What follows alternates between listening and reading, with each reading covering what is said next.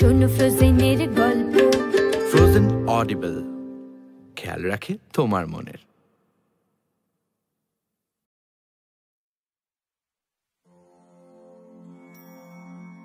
তারানাথ, তারানাথ, ওঠ তারানাথ, চোখ মেলে তাকা আমার দিকে।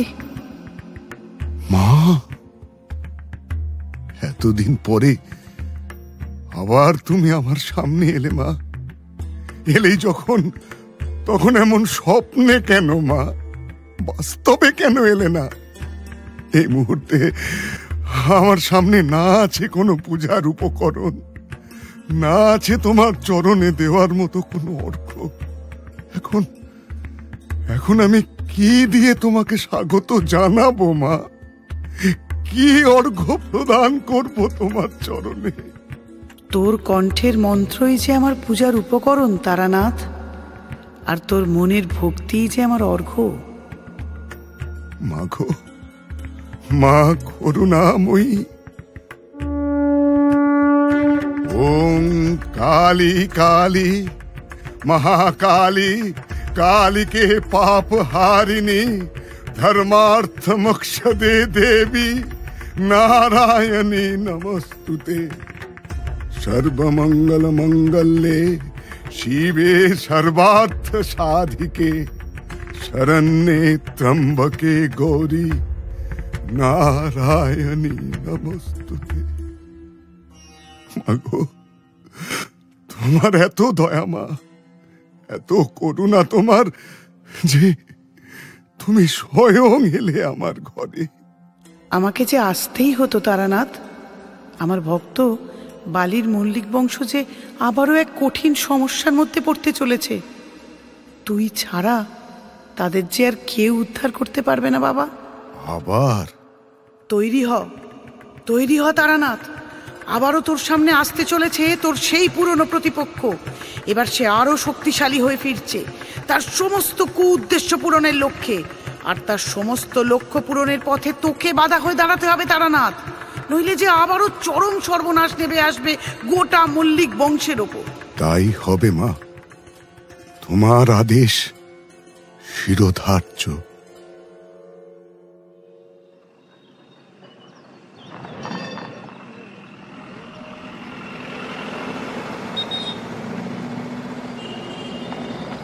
ঘড়িতে তখন 9টা কি 9:30 হবে।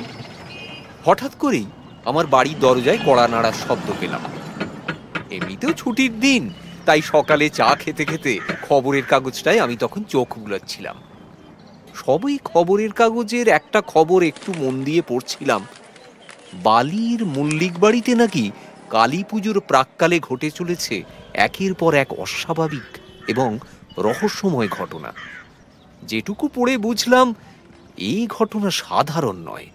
এইটুকু অভিজ্ঞতা তো ঠাকুর মশাইয়ের কাছে এতদিন ধরে গল্প শোনার ফলে অর্জন করেই ছিলাম। কিন্তু পুরোটা পড়ব তার আগেই এই কড়ার উপদ্রব। একটু বিরক্ত হয়েই উঠে দরজাটা খুলতেই আমার চোখ ছানা বড়া। তার সাথে সাথে চোয়ালের নিম্নাংশ ঝুলে পড়েছে বেশ কিছুটা। তার কারণ, দরজার বাইরে দেখি দাঁড়িয়ে বিভূতি। না, শুধু সে এলে আমি এতটা অবাক হতুম না, কারণ এর আগেও বহুবার সে এসে এইভাবেই আমাকে উপদ্রব করেছে। আমি অবাক হলাম তার পেছনে দাঁড়িয়ে থাকা ওই পেল্লাই হলুদ কালো ট্যাক্সিটা দেখে। আর সেই ট্যাক্সির জানলা দিয়ে পাসিং শোয়ের ধোঁয়া ছাড়তে ছাড়তে হাসি মুখে আমার দিকে তাকিয়ে থাকা স্বয়ং তারানাথ চক্রবর্তী বা বাংলা খ্যাত তারানাথ তান্ত্রিককে দেখে। একেবারে আমার বাড়ির দরজায় এসে দাঁড়াতে দেখে আমি এতটাই বমকে গেছিলাম যে বলার কথা নয়। আমাকে এমন হাঁ করে দাঁড়িয়ে থাকতে দেখে বিভূতি বলে উঠল, এহে, বেজায় অবাক হয়েছ বুঝছি, কিন্তু তাই বলে এমন অর্ধনগ্ন গাত্রে দুম করে দরজাটা খুললে? যদি আমার জায়গায় কোনো সুন্দরী মহিলা থাকতো তখন? বিভূতির কথায় আমার সম্বিত ফিরলেও সে যে আমাকে ব্যঙ্গের সুরেই কথাগুলো বলেছে তা আমি বেশ বুঝতে পারলাম। আর তাই তার প্রত্যুত্তরে আমি বললাম, স্বয়ং ভাগ্যদেবী যার উপর প্রসন্ন নয়, তার ঘরে সুন্দরী মহিলার বদলে তোমার মতো হুন্দমুখই আসবে, এ কথা আমি জেনে বুঝেই দরজা খুলেছি বিভূতি। কিন্তু এ তুমি করেছো কি? স্বয়ং ঠাকুর মশাইকে সঙ্গে করে হাজির হয়েছ যে। ঠাকুর মশাই আসুন, বেশ ভেতরে আসুন। তোমার বাড়ি আসার হলে কি আর ট্যাক্সির ভাড়া গুনতাম কিশোরী? এটুকু পথ তো আমি হেঁটেই আসতে পারতাম।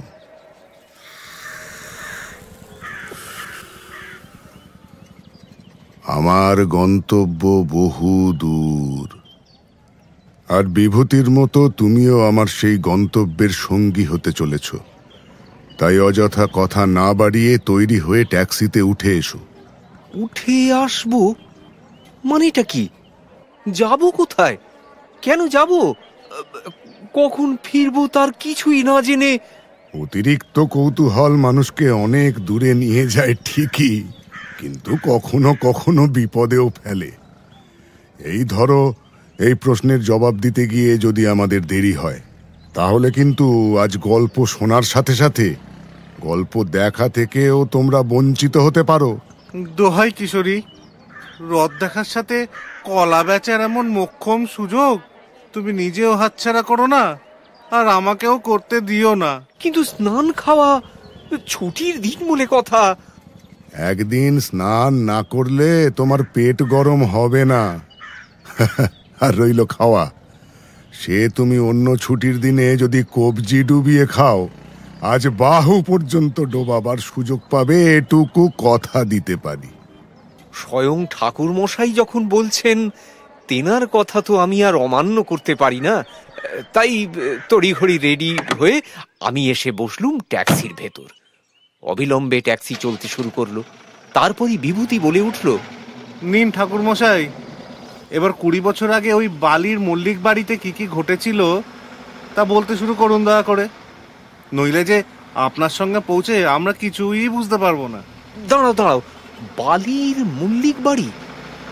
এই বাড়ি কি সেই বাড়ি যেখানে ইদানিং অস্বাভাবিক এবং রহস্যময় ঘটনা ঘটছে? একটু আগে তো কাগজে পড়লাম সেই বাড়ির কথা। সাব্বাস কিশোরী, ঠাকুর মশাই সঙ্গে থেকে তোমার বুদ্ধি কিন্তু দিন দিন বৃদ্ধি পাচ্ছে। বুদ্ধি আমার চিরকালই ছিল, তুমি আর ঠাকুর মশাই তা কোনোদিনই মানতে চাও না, এই যা। কারণ তুমি কিঞ্চিত ভীতু কি না? আমি মোটেই ভীতু নই, বরং বলতে পারো সাবধানী। হ্যাঁ, সাবধানী হওয়াটা সব ক্ষেত্রেই খুব দরকারি কিশোরী। এই যেমন এই ঘটনার ক্ষেত্রেই ধরো, আমি যদি আরেকটু সাবধানী হতাম, তাহলে হয়তো আজ ওই মল্লিক বাড়িতে যা ঘটছে তার ঘটতই না। স্বয়ং মা ভবতারিণী যখন আমাকে স্বপ্নাদেশ দিয়েছেন, তখন ওখানে যে সাধারণ কিছু ঘটছে না এ কথা বলাই বাহুল্য। স্বয়ং মা ভবতারিণী আপনাকে স্বপ্নাদেশ দিয়েছেন? কই, এ কথা আগে বলেননি তো। বললে কিশোরীর মনে দুঃখ লাগতো না? তাই তো তোমাদের দুজনকে একসঙ্গে পেয়ে তারপর বললাম। বাকি কথাও বলবো, আর তার আগে সামনের কচুরির দোকান থেকে আমাদের 3 জনের জন্য 4টে করে কচুরি নিয়ে নাও। অবশেষে কচুরি ও মালাই মারা দুধ চা সহযোগে জলখাবার সমাপ্ত করে 2 প্যাকেট পাসিংশো কিনে নিয়ে তারপর আমরা আবার এসে ট্যাক্সিতে উঠলাম। যদিও সব খরচই ঠাকুর মশাই নিজেই করলেন, আমাদের একটি পয়সাও দিতে দিলেন না। তাকে জিজ্ঞেস করায় বললেন, ধনপতি যজমান থাকতে সামান্য কচুরি আর মালাই চাও যদি তোমাদের দিতে হয়, তাহলে যে আমার এতকালের সাধনার 16 আনাই বৃথা মনে হবে কিশোরী। আমি তোমাদের সঙ্গে করে নিয়ে যাচ্ছি যখন, আজ তোমাদের সব খরচা আমি দেব। ঠাকুর মশাইয়ের কথা শুনে বিভূতি একটু ঠাট্টা সুরে বলে উঠল, এখন বুঝতে পারছি, জগৎজোড়া নাম থাকলেও এই বয়সে এসেও কেন আপনাকে লোকের ভাগ্য নির্ধারণ করে নিজের দিন যাপন করতে হয়। আমি একটু বিরক্তি নিয়ে বিভূতির উদ্দেশ্যে বললাম, তুমি বাবু দিন দিন কাঠ গোপাল হয়ে উঠছ, শুধু খরচা করছেন সেটাই দেখলে, মানুষটার মনটা দেখলে না? এমন ট্যাক্সি চেপে কলকাতার রাস্তা ধরে আমরা কবে কোথায় গেছি মনে পড়ে? ঠাকুর মশাইয়ের দয়ায় সেই স্মৃতিটুকু তো ফিরে এলো। আমার এই কথার প্রত্যুত্তরে ঠাকুরমশাই বললেন, স্মৃতি সুখেরই হোক বা দুঃখের, তা বারংবার ফিরে আসেই। সুখের হলে তো কোনো সমস্যা নেই, কিন্তু সেই স্মৃতি যদি দুঃখের বা ভয়ের হয়, তখন যে ঠিক কি কি ঘটতে পারে তা আমি এখন বিলক্ষণ টের পাচ্ছি। 20 বছর আগের স্মৃতি আমাকে সম্পূর্ণরূপে যে তাড়িয়ে নিয়ে বেড়াচ্ছে তা আমি স্পষ্ট অনুভব করতে পারছি। ঠাকুরমশাইয়ের মুখের ভাব যেন এই কথাগুলো বলতে বলতে একেবারেই বদলে গেল। আমি বা বিভূতি ঠাকুরমশাইকে কিছু জিজ্ঞাসা করার আগেই তিনি নিজেই বলতে শুরু করলেন। আজ থেকে 20 বছর আগে একবার আমি নিমন্ত্রণ পাই এই বালির বিখ্যাত জমিদার রাজেন্দ্র মল্লিকের বাড়িতে। এ ঢুকেই আমার চক্ষু চড়ক গাছ। কি যে বিশাল বৈভব ও বনেদিয়ানা, নিজের চোখে না দেখলে বিশ্বাসই করতে পারা যায় না। আমি হলাম সাধারণ সাধক, শ্মশানে মন্দিরে জীবন কাটিয়েছি। বৈষয়িক বৈভবের সাথে কি আর আমার তেমন কোনো যোগসূত্র রয়েছে? তবে সেবার ওই বাড়ির বনেদিয়ানা এবং চাকচিক্য দেখে আমার চোখ কপালে উঠেছিল, এ কথা মিথ্যা নয়। এরপরেই সেদিন ওদের ওখানে একখানা কাণ্ড ঘটেছিল। ঠাকুরমশাইয়ের কথা শেষ হতে না হতেই প্রতিবারের মতো বিভূতি ধৈর্যের বাঁধ ভাঙল, আর সেও অমনি বলে উঠল, কি কাণ্ড ঠাকুরমশাই? ঠাকুরমশাই তখন সবে তার সদ্য প্রজ্বলিত পাসিং শোয়ে টান দিয়েই বলে, কাণ্ডই বটে, ভয়ানক কাণ্ড। ওদের পরিবারে প্রতিষ্ঠিত হলেন দেবী কালী। মল্লিকদের একটি নয়, একাধিক বাড়ি রয়েছে এই কলকাতায়। প্রতিটি শরিকের ভিটেতেই একবার করে পূজা পান দেবী কালী। ওনারা বংশ পরম্পরায় ছিলেন ঠাকুর শ্রী রামকৃষ্ণ পরমহংসদেবের শিষ্য। স্বয়ং ঠাকুর নাকি ওদের কোন এক বংশধরকে কোষ্ঠী পাথরে নির্মিত কালীর মূর্তি পূজা বাড়িতে চালু করবার আদেশ দেন। তারপর থেকে এই কোষ্ঠী পাথরের সেই কালী মূর্তিকে এই বংশ পরম্পরায় পূজা করে আসছেন ওনারা। ও এই ব্যাপার! আপনি এমন ভয়ানক ভয়ঙ্কর কাণ্ড বললেন যে। কাণ্ড তো আমি এখনো বলিনি, সবে মূল ধরেছি। এরপর আসবো কাণ্ডতে। সকল আমন্ত্রিত ব্যক্তিদের মতো আমিও উপস্থিত ছিলাম সেই কালী পুজোর রাত্রে। বেশ নির্বিঘ্নেই পুজো চলছিল। ঠিক সেই মুহূর্তে একদিকে যখন মাকে ভোগ নিবেদন করা চলছে, ঠিক তখনই দেখি বাড়ির মহিলা মহলে উঠল কান্নার রোল। আমি সহ বাকি সকল অতিথিরা বাড়ির অন্দরমহলের দিকে তাকাতেই দেখি একটি 14-15 বছরের মেয়ে সম্পূর্ণ অগোছালো অবিন্যস্ত পোশাকে আশাকে খোলা চুলে মরিয়া হয়ে ছুটে আসছে মায়ের মূর্তির দিকে। একজন নয়, বেশ কয়েকজন ভারী চেহারার মহিলারা পর্যন্ত তাকে আটকে রাখতে পারছে না। সে তাদের সকলকে ঠেলে সরিয়ে উদ্ভ্রান্তের মতো একসময় ছুটে আসে পুজোর স্থলে।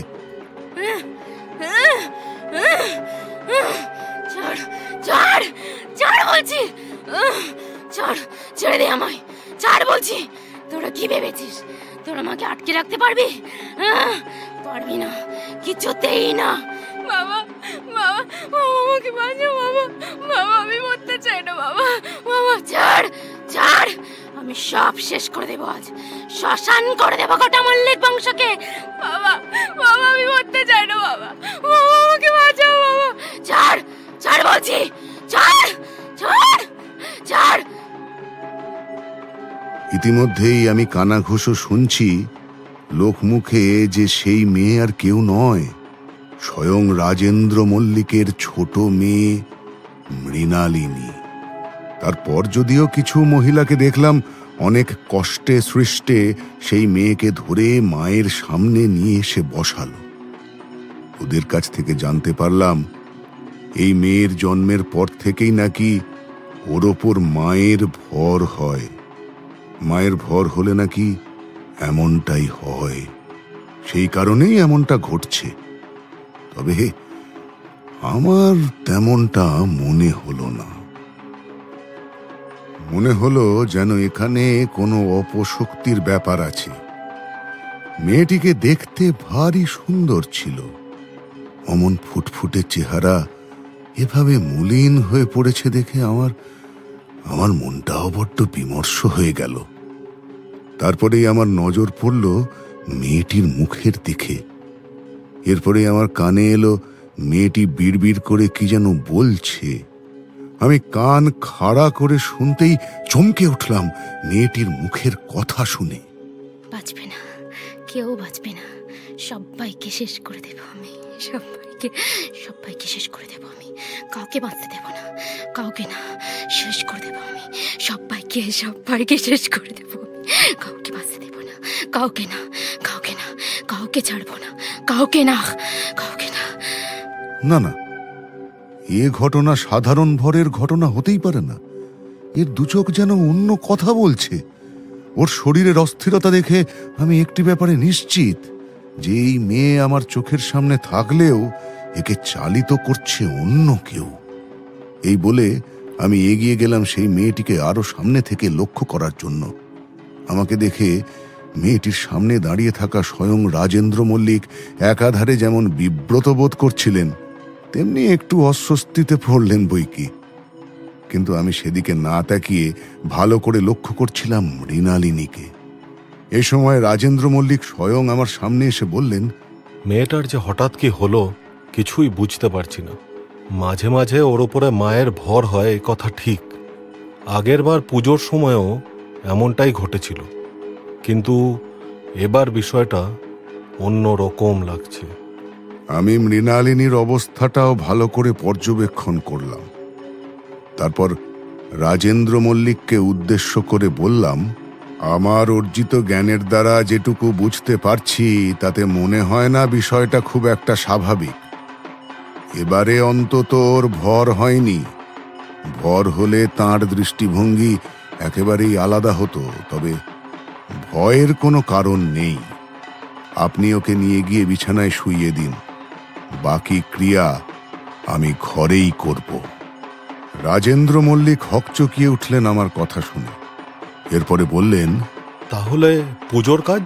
এ তো আমাদের 500 বছরের পুজো। এই পুজোকে তো কোনোভাবে স্থগিত রাখা যাবে না। আমি সবটাই শুনলাম। এরপরে রাজেন্দ্র মল্লিককে উদ্দেশ্য করে বললাম, বেশ তো, পুরোহিত মশাইকে পুজোর কাজ করতে বলুন। আশা করি পুজোর কাজে তার কোনো বাধা পড়বে না। আমি মৃণালিনীকে ঘরে নিয়ে গিয়েই যা উপাচার করার করব। এখানে সর্বসমক্ষে কিছু করাটা ঠিক দেখাবে না। আর আপনিও আমার সাথেই চলুন। রাজেন্দ্র মল্লিক ওখানে উপস্থিত পরিবারের সদস্যদের পুজোর ব্যাপারে সমস্ত বিধি জানিয়ে আমার সঙ্গে চলে এলেন। সাথে মৃণালিনীকেও ধরাধরি করে নিয়ে আসা হলো। মৃণালিনীকে খাটের উপরে শুইয়ে দেওয়া হলো। এমন সময় দেওয়ালের দিকে আমার নজর পড়ল। সেটি দেখা মাত্রই আমি চমকে উঠলাম। দেখলাম মৃণালিনীকে ঘিরে রয়েছে একটা মস্ত বড় কালো ছায়া। সেই ছায়াটি যে এক প্রেতের, এ বিষয়ে আমি একেবারেই নিশ্চিত ছিলাম। কিন্তু মেয়েটির শরীরে প্রেত প্রবেশ করলো কিভাবে, সেটাই ছিল সবচেয়ে বড় প্রশ্ন। আমি বিষয়টা আন্দাজ করতে পারলেও রাজেন্দ্র মল্লিককে এই ব্যাপারে সেভাবে কিছুই জানাতে চাইলাম না। কেবল বললাম, আমাকে কয়েকদিন একটু বিষয়টা দেখতে দিন, এরপরে আমি আপনাকে জানাবো। আপনি এখন নিশ্চিন্তে পুজোর কাজ করুন। রাজেন্দ্র মল্লিককে জানালে অনেক বড় সমস্যা তৈরি হয়ে যেতে পারত। পুজোর কাজটাই হয়তো একেবারে পণ্ড হয়ে যেত। সেই কারণে আমি কিছুই বললাম না। সেদিন রাতটা আমি মৃণালিনীর ঘরেই রইলাম। দেখলাম ওই ছায়াটা কিছুতেই ওর মাথার কাছ থেকে সরছে না। এটা বুঝলাম, এখন সেটি ওর দেহের মধ্যে থাকলেও এখন সেটি শান্তই রয়েছে। মৃণালিনী ক্রমাগত বিড়বিড় করে কিছু বলেই যাচ্ছে, কিন্তু এরপর সেই আত্মা অশান্ত হলে একেবারে তুলকালাম কাণ্ড বেঁধে যেতে পারে। মৃণালিনী মানুষের খুন পর্যন্ত করে দিতে পারে। আমি ঠায় গোটা রাতটা ওর মাথার কাছেই বসে রইলাম। এরপরে মৃণালিনী হঠাৎ করে বিছানার উপরে উঠে বসেছে। সে ভয়ার্ত দৃষ্টিতে আমার দিকে তাকিয়ে রয়েছে। আমাকে দেখা মাত্রই সে একটা ভয়ঙ্কর রকমের চিৎকার করে উঠল। চলে যা এখান থেকে, কেন এসেছিস? আমিও শরীরের মধ্যেই থাকবো, চলে যা, চলে যা বলছি। ওকে মেরে ফেলবে, আপনি ওকে বাঁচান, বাঁচান আমাকে, আমাকে বাঁচতে দেবেন না, আমাকে মেরে ফেলবে। বাঁচতে দেবো না আমি, ওকে বাঁচতে দেবো না। সে কি বিকট হাসি, কি বলবো। শোনার সাথে সাথে মনে হলো যেন শিরদাঁড়া বেয়ে একটা হিমেল রক্তের স্রোত বয়ে গেল। পর মুহূর্তেই মৃণালিনী চোখে জল নিয়ে ক্লান্ত স্বরে বলে উঠল, আমার যে কি হলো, আমি আমি কিছুই বুঝতে পারছি না। আমাকে আমাকে রক্ষা করুন, আমাকে আমাকে বাঁচান। আবারও পর মুহূর্তে সেই ভয়ঙ্কর স্বরে মৃণালিনী বলে উঠল, এখন দাঁড়িয়ে আছিস, দূর হয়ে যা আমার সামনে থেকে, নয়তো এই মেয়ের বংশ তো মরবেই, তার সাথে তোকেও রেহাই দেবো না আমি। চলে যা বলছি, চলে যা। এরপর এই মুহূর্তের মধ্যে সেই প্রেতাত্মা প্রবল অশান্ত হয়ে উঠল। সে আমারই চোখের সামনে ঘরের জিনিসপত্রগুলোকে এদিক থেকে ওদিকে ছুঁড়ে ফেলে দিতে থাকলো। একবার ভেবে দেখো তো দেখি, হাত কিংবা পায়ের ব্যবহার না করেই কেউ কেবল চোখের ইশারায় জিনিসপত্রগুলোকে কিভাবে ওলট পালট করে দিতে পারে। ভাবতে পারছো? তার সাথে চলছে সেই প্রেতাত্মার ভয়ঙ্কর গর্জন, যা শুনে যে কোনো সাধারণ মানুষেরই অজ্ঞান হয়ে যাওয়ার কথা। কিন্তু আমি ঘাবড়ে গেলাম। আমার কাছে ছিল একটা চন্দনের মালা।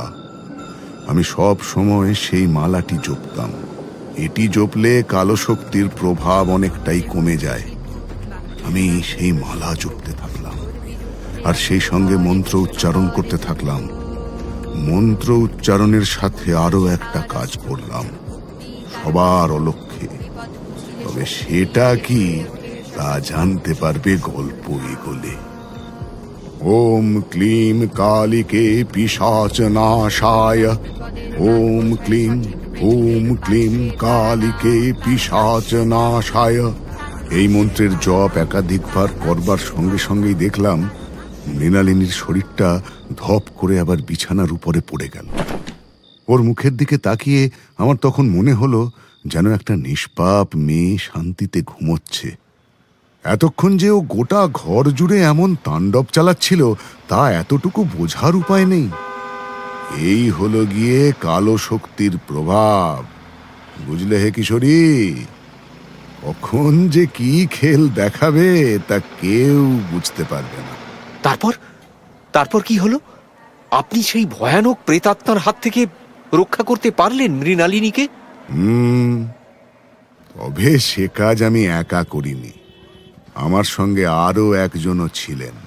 আরো একজন? কে তিনি? জানবে, সব জানতে পারবে। তবে তার জন্য তোমাদের আরেকটু ধৈর্য ধরে আমার এই অভিজ্ঞতার কথা শুনতে হবে। শোনো তবে সে কথা।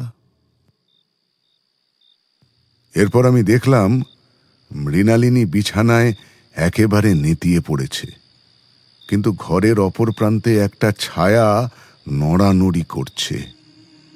সেটি যে আমার চোখের অগোচরে ছিল এমন কিন্তু নয়, তবে ঘটনা ঘটাকালীন আমি তাকে সেভাবে লক্ষ্য করিনি। সেও কি তবে কোনো প্রেত নাকি? না, একেবারেই নয়। সেটা কোনো প্রেত ছিল না, সেটা ছিল জল জ্যান্ত একটা মানুষের ছায়া। আমি প্রথম চোটে বিষয়টা অতটা বুঝতে পারিনি। মৃণালিনীকে ওই অবস্থায় রেখে ঘরের থেকে বেরিয়ে ওই ছায়াসঙ্গীর পিছু করার বিষয়টাও আমার একেবারে ঠিক বলে মনে হচ্ছিল না। তাই মুহূর্তে মন্ত্রের দ্বারা মৃণালিনীর গাত্রবন্ধন করেই আমি তাড়াতাড়ি করে ঘর থেকে বেরিয়ে ওই ছায়া সঙ্গীটির পিছু করতে শুরু করলাম। বেশ কিছুটা যাবার পরে দেখলাম হঠাৎ করে সেই অবয়ব দূরের ঘন কালো অন্ধকারে মিশে গেল নিমেষের মধ্যে। আমি শত চেষ্টা করেও আর তার উপস্থিতি সেখানে খুঁজেই পেলাম না। বোঝাই গেল যে ওই ছায়া মানুষটি আমার হাত থেকে পালাতে অন্ধকারের মধ্যে গা ঢাকা দিয়েছে। সে কে ছিল ঠাকুরমশাই? কিভাবে জানতে পারলেন সে কে? তাছাড়া আরে বাবা, তোমার তো দেখছি প্রশ্নের শেষ নেই কিশোরী। আমি তো গল্পটা বলছি নাকি? আস্তে আস্তে ঠিক জানতে পারবে সে কে। নাও এবার শোনো। পরের দিন সকালে রাজেন্দ্র মল্লিক আমার সাথে সাক্ষাৎ করতে এলেন।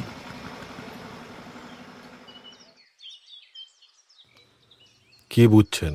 মৃণালিনীর শরীরের কি আগের থেকে অবস্থার কোনো উন্নতি হয়েছে? আপনি তো গোটা রাতটাই ওইখানেই রইলেন। হ্যাঁ, আমি গোটা রাতটা ওর ঘরেই ছিলাম। শুধু তাই নয়, এই ঘরে থাকাকালীনই আমি একজনকে দেখেছি। তবে তার কায়ারূপ আমি দেখিনি, দেখেছি কেবল তার ছায়ারূপ। তবে সে যে একজন পুরুষ মানুষ এবং যুবক, সে কথা আমি হলফ করে বলতে পারি।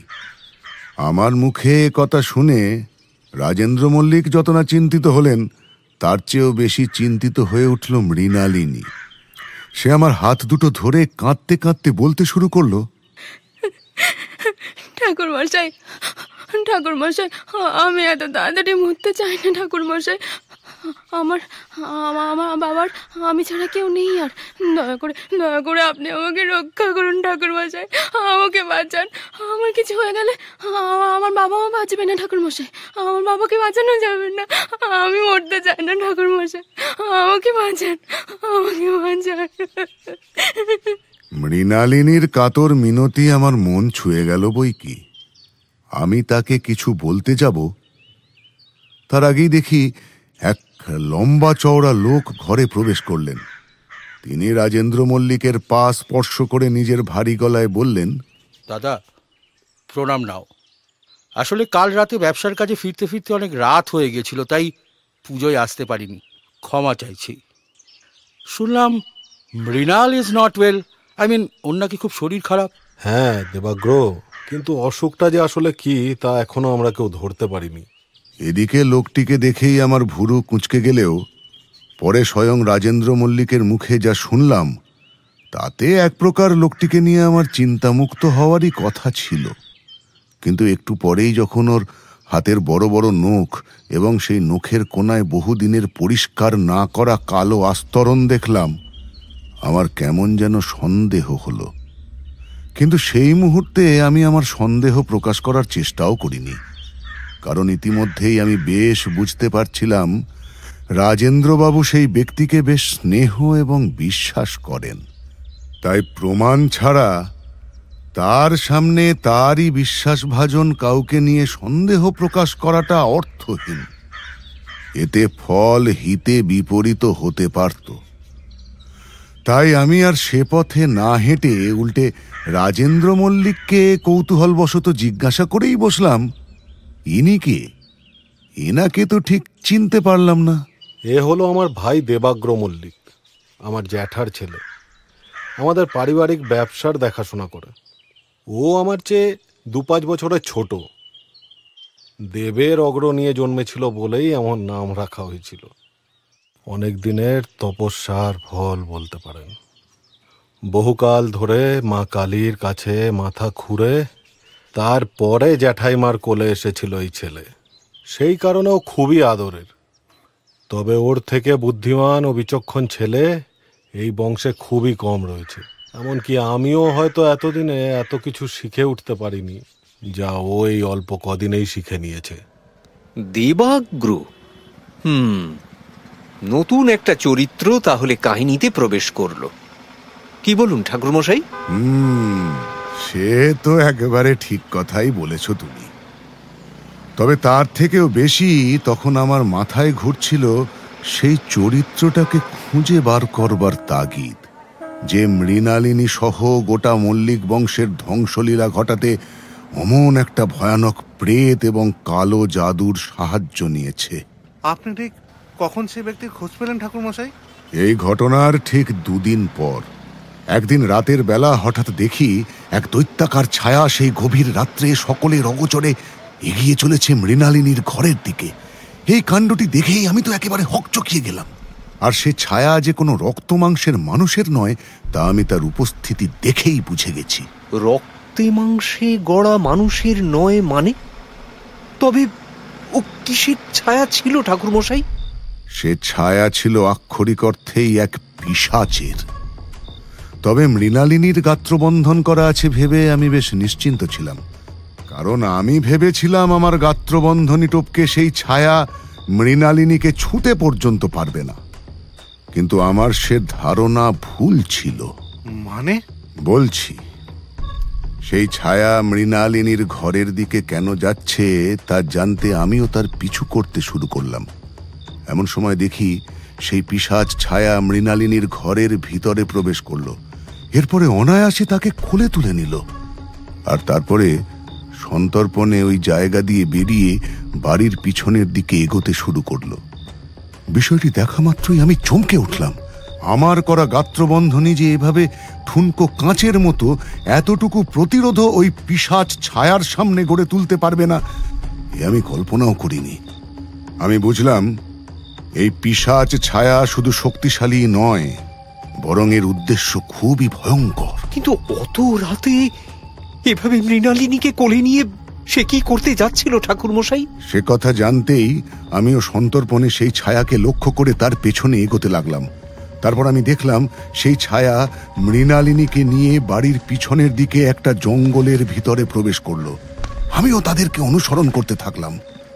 এরপরে বেশ কিছুটা দূরে গিয়ে যা দেখলাম তা দেখা মাত্রই আমার শরীরের রক্ত একেবারে হিম হয়ে গেল। দেখলাম ওইখানে রয়েছে একটি মূর্তি। মূর্তির সামনে বলির ক্ষেত্র প্রস্তুত করে সদ্য ঝলসানো এক শবের মাংস এবং সুরা সহযোগে যজ্ঞ করছে দেবাগ্র।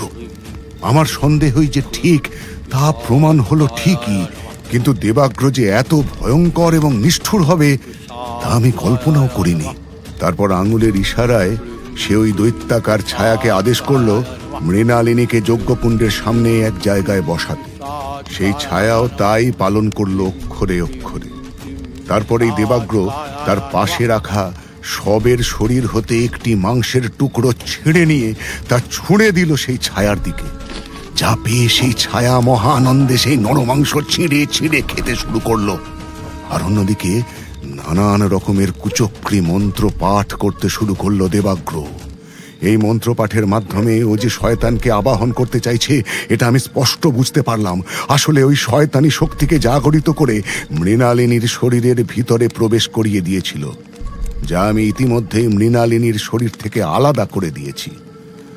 তাই এবারেও ওই শয়তানের সামনে মৃণালিনীর বলি প্রদানের মধ্যে দিয়ে ওর সাধনায় সিদ্ধি লাভ করতে চেয়েছিল। এই কারণেই ও মৃণালিনীকে এতকাল ধরে বশ করে রেখেছিল। মুহূর্তে ও সামনের সেই ভয়ঙ্করদর্শী মূর্তিকে জাগরিত করে। সে এক কালো ধোঁয়ার মধ্যে দিয়ে বিশাল হয়ে পিশাচিনীর রূপ ধরে। চারিদিকে প্রবল বেগে হাওয়া বইতে থাকে, যেন হঠাৎ করে ঝড় উঠেছে ওই নিস্তব্ধ বনের মধ্যে। পিশাচিনীকে জাগরিত করে ওই দেবাগ্র কি তাকে প্রবেশ করাতে সক্ষম হলো মৃণালিনীর শরীরের ভেতর? ঘটনার ঘন ঘটায় উত্তেজিত হয়ে আমি ট্যাক্সিতে বসেই এই প্রশ্ন ঠাকুরমশাই এর দিকে ছুঁড়ে দিতেই ঠাকুরমশাইয়ের মুখে একটা বাঁকা হাসি খেলে গেল। তিনি আমাকে উদ্দেশ্য করে বললেন, তাই যদি পারবে তাহলে আমার আর ওখানে উপস্থিত থাকা কেন? তবে দেবাগ্র ঠিক সেই চেষ্টাই করে বেশ কয়েকবার, কিন্তু প্রত্যেকবারই সে ব্যর্থ হয়। কারণ গাত্র বন্ধন করার সময় আমি মৃণালিনীর কোমরে একটা মাদুলি বেঁধে দিয়েছিলাম, যার মধ্যে ছিল দক্ষিণেশ্বরের দেবী ভবতারিণীর আশীর্বাদ পুষ্ট ফুল ও স্নান জলের ছোঁয়া। যার অঙ্গে দেবী ভবতারিণীর আশীর্বাদ পুষ্ট ফুল বিরাজ করছে তার শরীরে কোনো পিশাচিনীর প্রবেশ করার সাধ্য কি? আসলে সেই মাদুলি মৃণালিনীর পরনের কাপড়ের মধ্যে ঢাকা থাকায় না দেবাগ্র সেই মাদুলি দেখতে পেয়েছিল, আর না বুঝতে পেরেছিল কেন তার প্রতিবারের চেষ্টা এমন ব্যর্থ হচ্ছে। সে বারংবার মন্ত্র উচ্চারণ করেই চলল, কিন্তু কোনো লাভ হল না।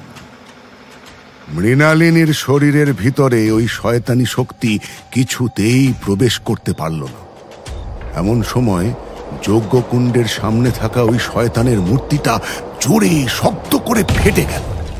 মূর্তির টুকরোগুলো এদিকে ওদিকে বিক্ষিপ্তভাবে ছিটকে গেল।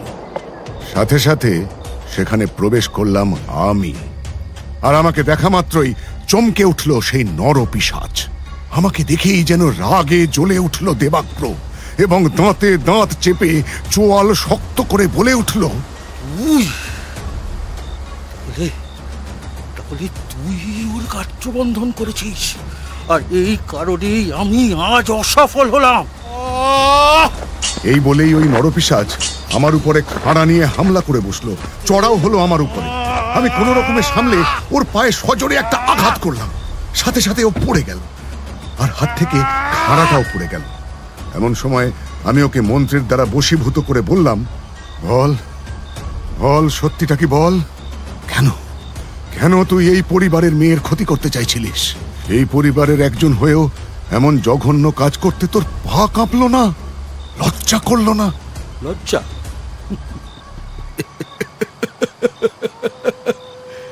কোনো লজ্জা নেই আমার।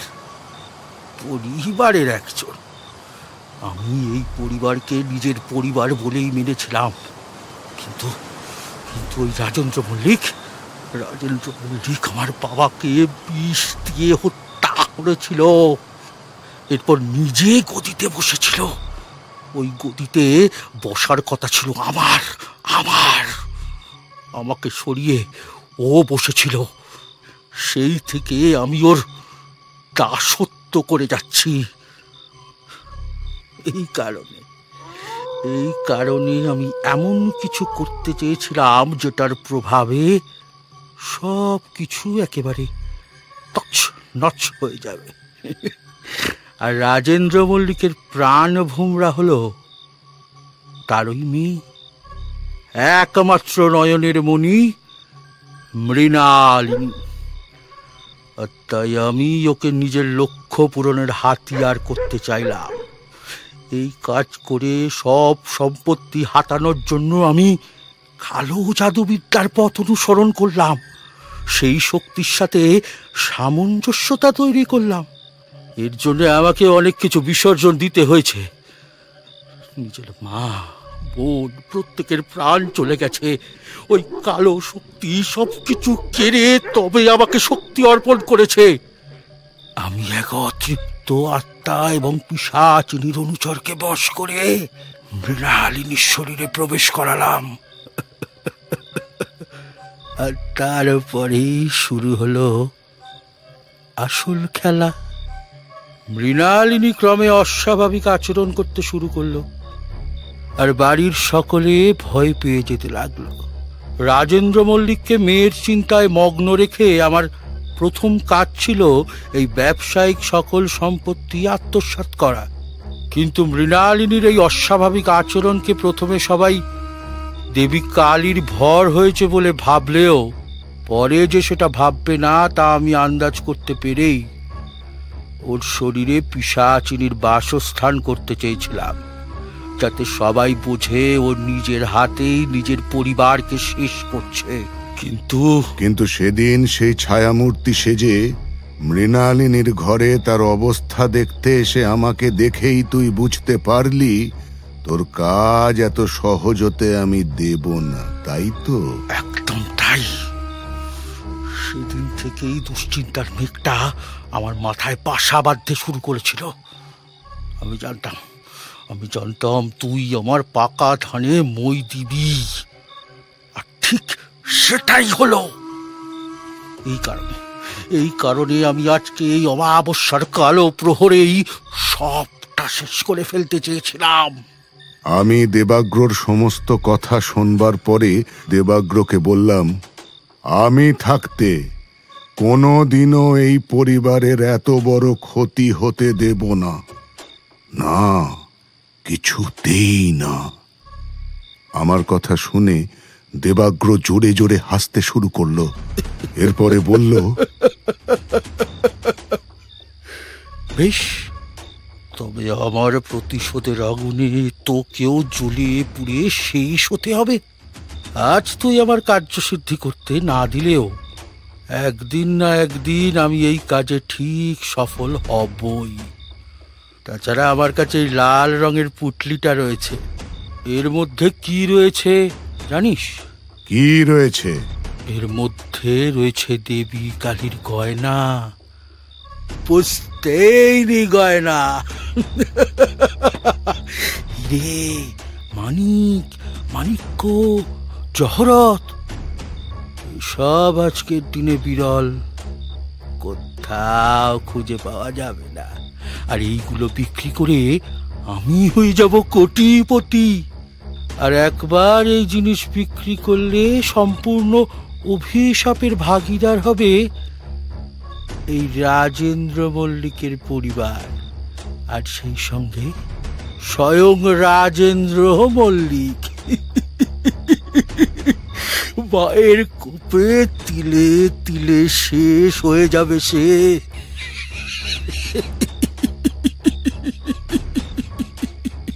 আমি দেবাগ্রকে উদ্দেশ্য করে বললাম, না, এমন কাজ আপনি করবেন না দেবাগ্র। এই যে মহাপাপ, এই পাপের আগুনে আপনি নিজেও ছারখার হয়ে যাবেন। দেবীর কাছে কিছুই যে গোপন থাকে না, তাই এ কাজ আপনি করলে দেবীর প্রকোপ ওদের উপরে নয়, পড়বে আপনার উপর। অভিশাপের ভাগীদার হবেন আপনি। এ কথা বলে আমি দেবাগ্রর হাত থেকে ওই গয়নার পুটলিটা কেড়ে নেওয়ার আগেই সে ওই পুটলিটা নিয়ে দৌড়তে শুরু করলো। আমিও দৌড়লাম তার পেছনে।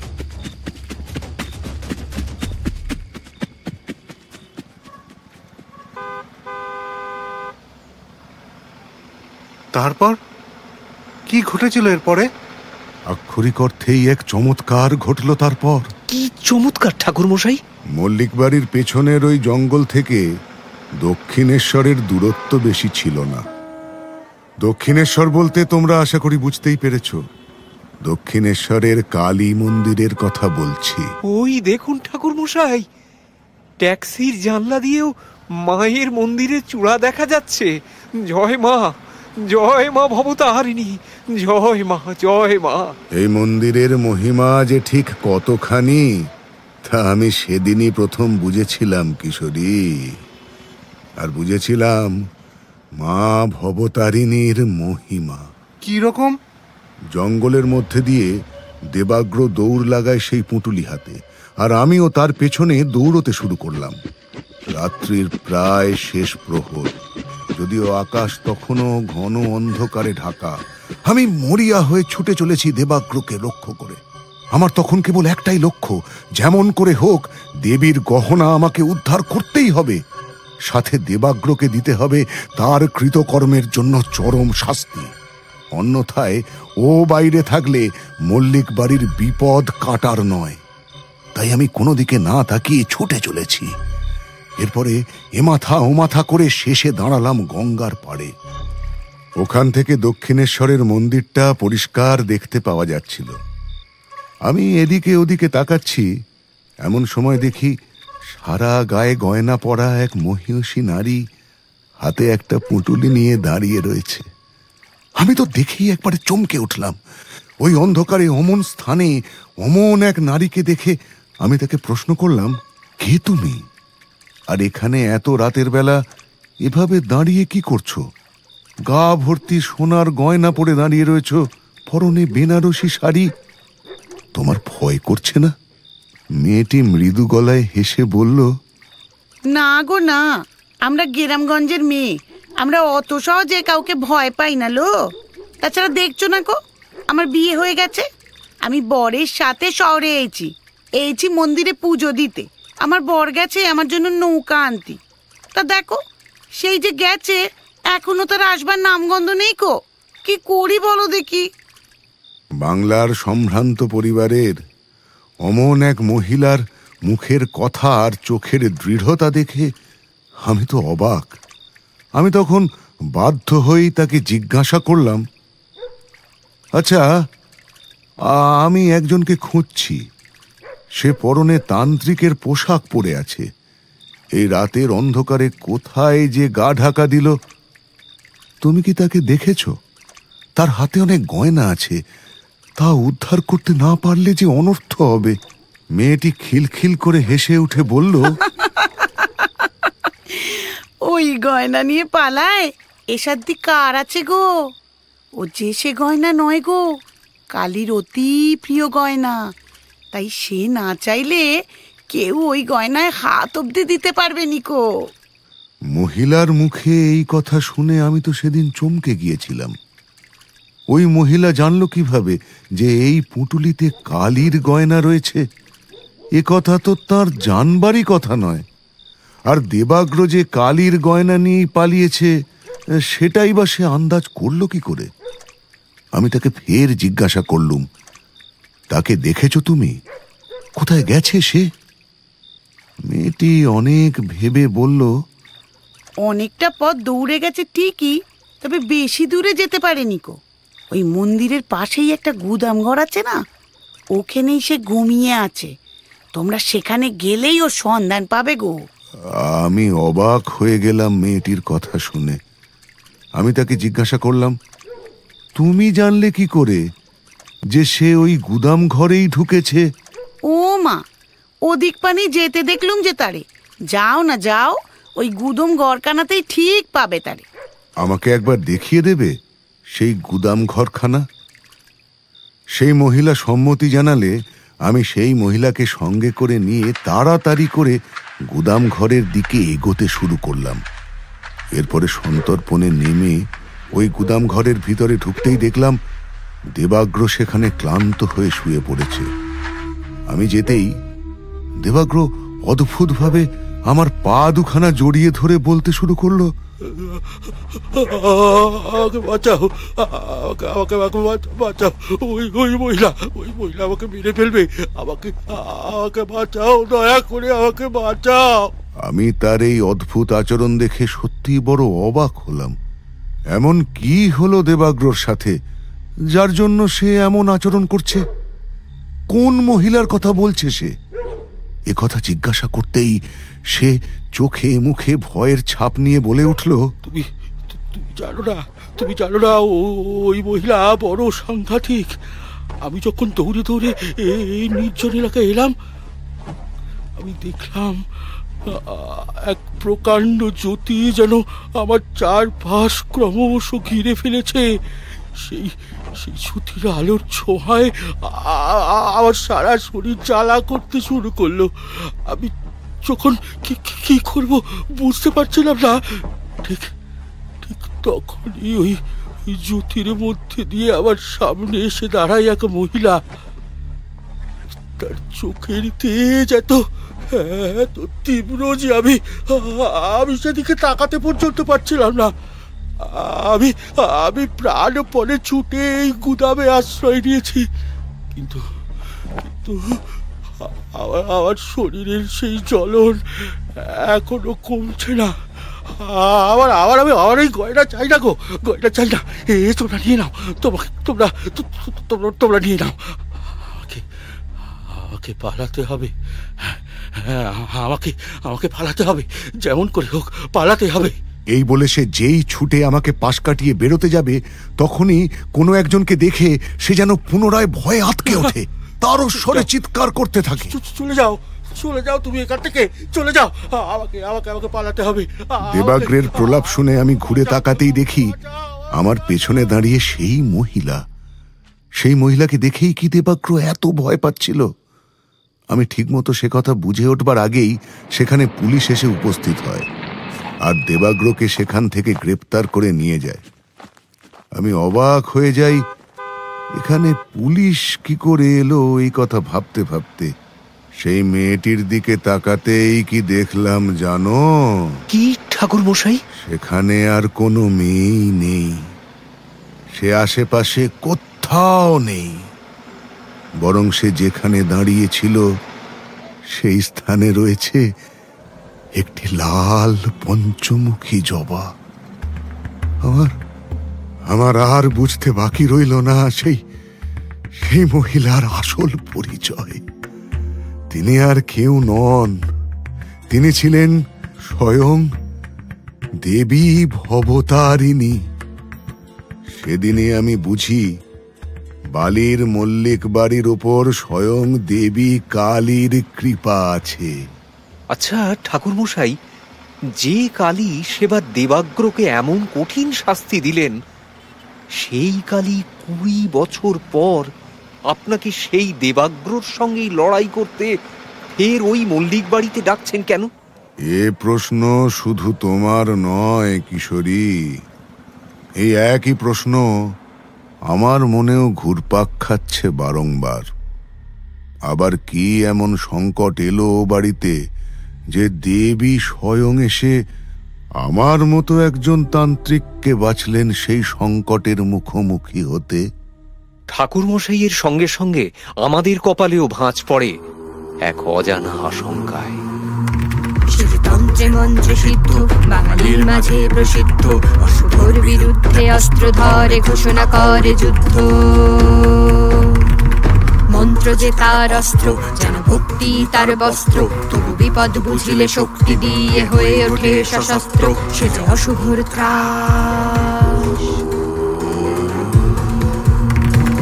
অশুভর ত্রাস বিপদের নাদ বোঝায় সঠিক বেঠিকের পাঠ। সে তারানাথ, তারানাথ সে তারানাথ, তারানাথ সে তারানাথ, তারানাথ সে তারানাথ, তারানাথ সে তারানাথ।